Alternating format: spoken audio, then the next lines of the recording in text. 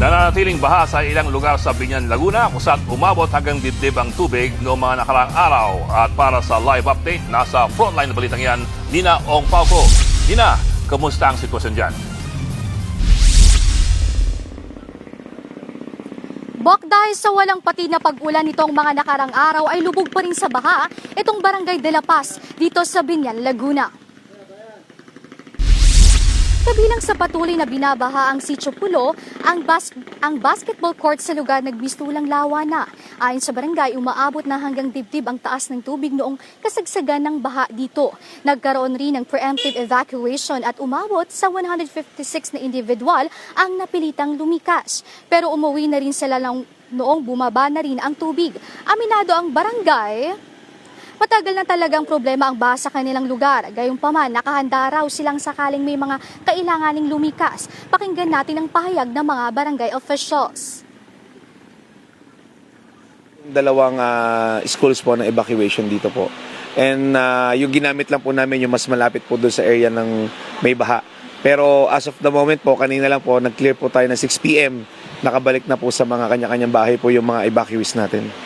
Dito po kasi sa amin, palibasa, catch basin po kami ng pagka po umulan ng parting Cavite. Dito na po sa amin ang bagsak.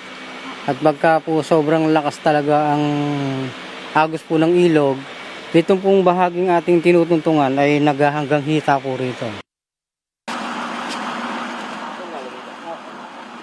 Sa ngayon, tulong-tulong na ang mga kawiniang barangay para sa paglilinis at pagtatanggal ng mga naipong burak.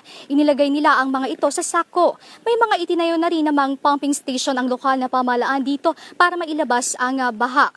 Bok, sa ngayon, patuloy ang pag-ulan ay bumuhos nga ang pag-ulan dito sa Barangay de la Paz, dito sa Biñan, Laguna. At kung mapapansin nyo, Bok, sa aking gilid ay naglinis na ang ilang mga residente dito at inilabas na ang mga inabot ng baha na kanilang mga kagamitan. At kung mapapansin nyo, sa aking likuran ay baha pa rin at umaabot na hanggang binti ang baha dito. At kung mapapansin nyo, kung papasukin nyo ang loob ay aabutin na nga halos hanggang dibdib kung lumakas pa ang ulan at walang pagtigil. At kung mapapansin nyo naman sa aking gilid o kanang bahagi ay makikita nyo ang nagkalat na mga burak.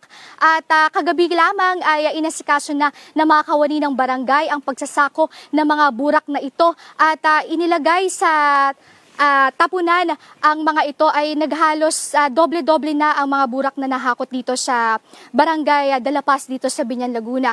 At sa ngayon, Bok, malakas ang pag-ulan dito sa Biñan, Laguna. Yan muna ang latest. Balik sa inyo. Maraming salamat, Nina Ong Pauco.